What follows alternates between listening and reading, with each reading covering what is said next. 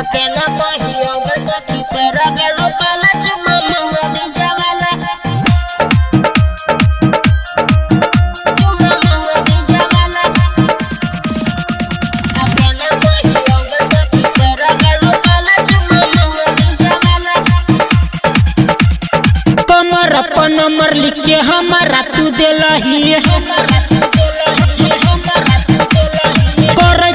phone चोरी कैला नहीं उठेलही हम नहीं उठेबो अब तो ब्लॉको मार देबो चल जा हेगे कमर अपन नंबर लिख के हमारा तू देलही करे छियो फोन चोरी कैला नहीं उठेलही अकेला कहियो गे सखी पर गेले पाला चुमा मांग डीजे वाला आ नहीं देलियो ई सब तर करे छ गे हाला चुमा मांग डीजे वाला अकेला कहियो गे सखी पर गेलो पाला चुमा मांग डीजे वाला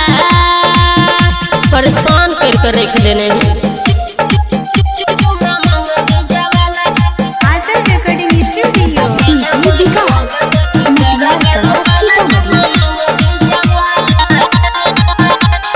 डीजे लेके आइल रहियो कमर के हिलैले त की करिए कमरो नहीं हिलाओ हिला ले हमारे मोबाइल से चोरी टिकटॉक बनैले अच्छा ताना मारे छे नहीं गे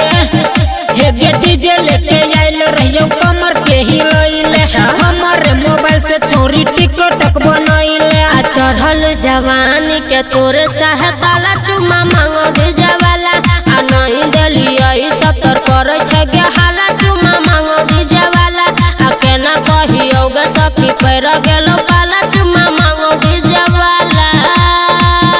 चुमा मांगो डीजे वाला चुमा मांगो डीजे वाला आचल रिकॉर्डिंग स्टूडियो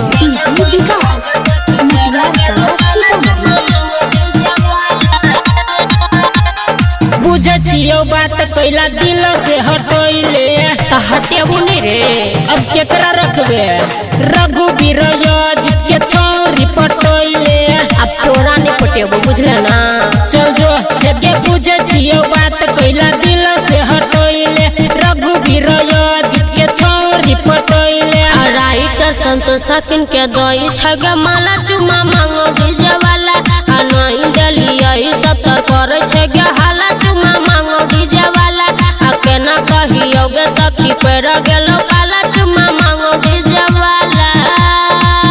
हेगे कमर अपन नंबर लिख के हमारा तू देलही करे छियो फोन चोरी कैला नहीं उठेलही आ केना कहियो गे सखी पैर गेले पाला चुमा मांग डीजे वाला आ नहीं देलियो ई सब तर करे छ गे हाला चुमा मांग डीजे वाला आ केना कहियो गे सखी पैर गेलो पाला चुमा मांग डीजे वाला